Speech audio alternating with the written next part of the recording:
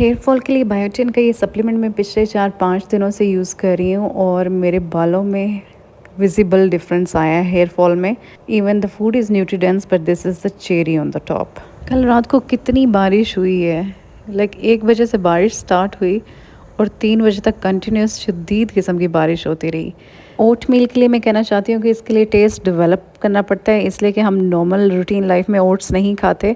और अगर आपको इसका टेस्ट बहुत कच्चा फ़ील होता है तो आप इसको ड्राई रोस्ट कर सकते हैं। ठंडा हो जाए तो फिर इसको इस जार में डाल दें, तो आपके लिए टेस्ट ज़रा इसका बेटर हो जाएगा। मैंने रात को ही आलमंड मिल्क में अपने लिए ओट्स सोक कर लिए थे और चिया सीड्स, और इसमें मॉर्निंग में मैं ये डाल देती हूँ फ्रूट्स और ड्राई फ्रूट्स। ये बहुत फुलफिलिंग और स्टमक के लिए इजी फूड है और स्पेशली गट हेल्थ के लिए बहुत हेल्दी है। मैं यही सोच रही थी कि मेरी डाइटिशियन कब ओट्स पे मुझे लेके आएगी, मैं वेट कर रही थी। ऑल्दो मुझे एग्स भी बहुत पसंद हैं, बॉयल्ड एग्स, लेकिन ये बहुत ही रिफ़्रेशिंग किस्म का है और स्पेशली जब थोड़ा सा चिल्ड हो तो बहुत ही अच्छा लगता है। It seems like you are eating a dessert. Extreme summer season ख़त्म हो रहा है, इसलिए विंडोज़ खोलने का टाइम आ गया है और घर पे भी कुछ तरक्याती काम करवा लेते हैं, इसलिए कि जब इस विंडो को सारा ओपन कर दें तो बहुत अच्छी हवा आती है।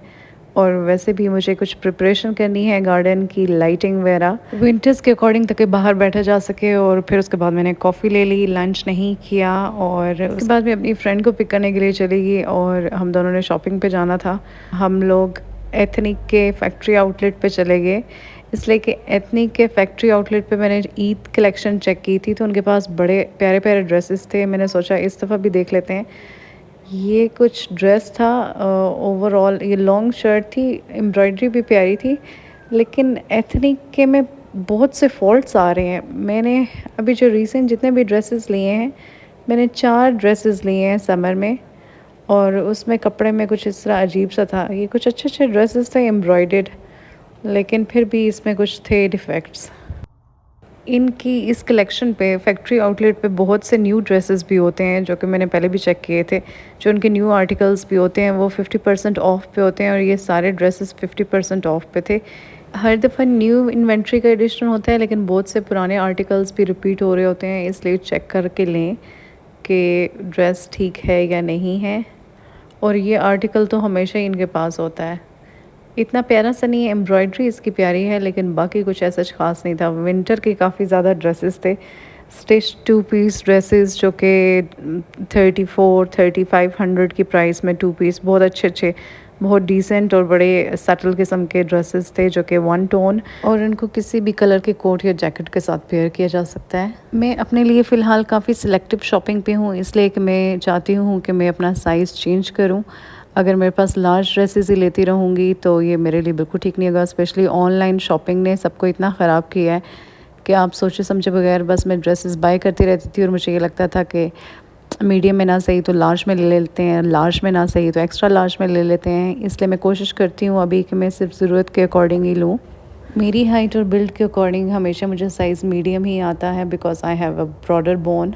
लेकिन यहाँ पे कुछ साइजेस अजीब सी तरह के थे, स्मॉल में भी कुछ इतने एक्स्ट्रा लार्ज तरह के कुर्ते थे कि जिनका साइज़ अगर फ्री साइज़ ही फील हो रहा था, लेकिन उन्होंने उसको ऑब्वियसली पेयर किया हुआ था कि वो साइज़ स्मॉल में है। मुझे ये वाइट कुर्ता अच्छा लगा और इसलिए मेरी फ्रेंड ने ले लिया। बाकी कुछ ऐसा खास ड्रेसेस नहीं थे। काफ़ी ज़्यादा इनके पास कलेक्शन होती है कि अगर आपने लेट्स सपोज़ किसी को कपड़े चाहिए और वो एथनिक के लेना ही चाहता है, तो यहाँ पे बहुत से ऑप्शंस मिल जाते हैं। कुछ फॉर्मल भी अजीब तरह के थे इनके पास इन्वेंट्री, जिनकी कुछ बहुत ही एक्स्ट्रा प्राइसेस थी, जो कि अदरवाइज़ शॉप्स पे आपको कहीं नज़र नहीं आते। और इतने कुछ तो फजूल किस्म के ड्रेसेस थे कि जिनको देख के लगता था कि इसको बनाने की ज़रूरत ही क्या है, मतलब इसको डिज़ाइन करने की ज़रूरत ही नहीं थी। इनकी फॉर्मल कलेक्शन में भी स्टिच्ड में काफ़ी अच्छे अच्छे ड्रेसेस थे।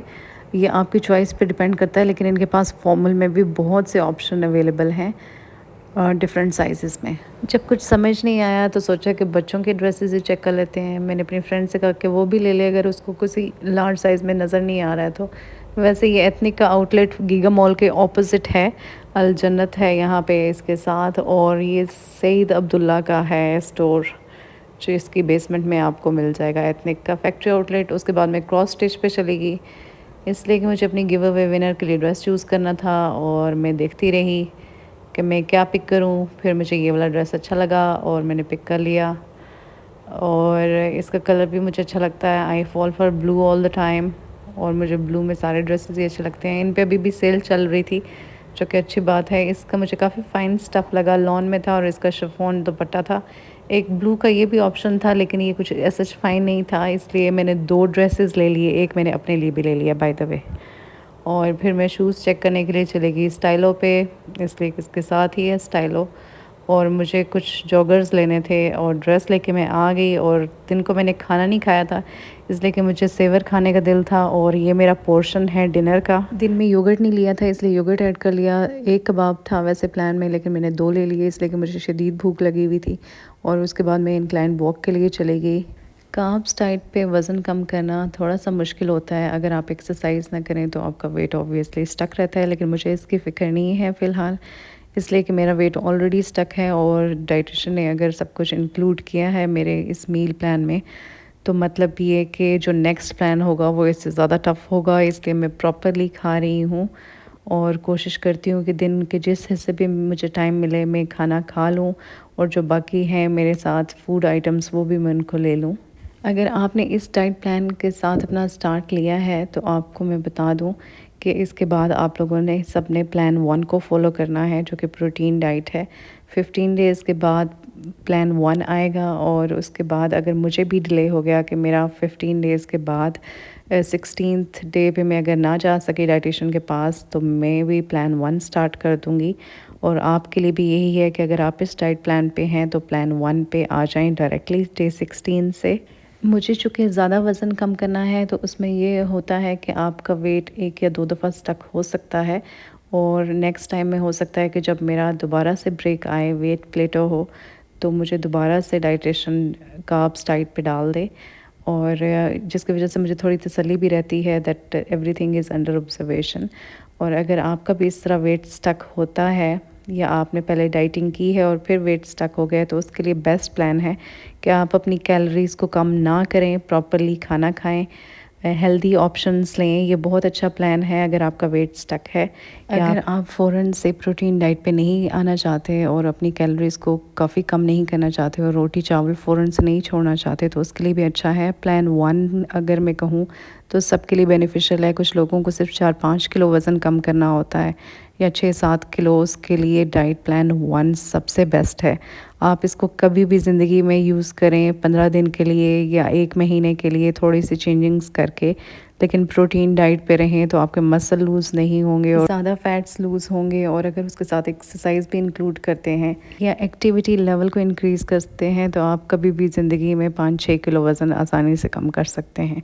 वैसे मैं कल की वीडियो में आपको कुछ एक्सरसाइजेस भी शेयर करूँगी, स्पेशली टमी एक्सरसाइजेस, जो आप सबके लिए बेनिफिशियल हो सकती हैं।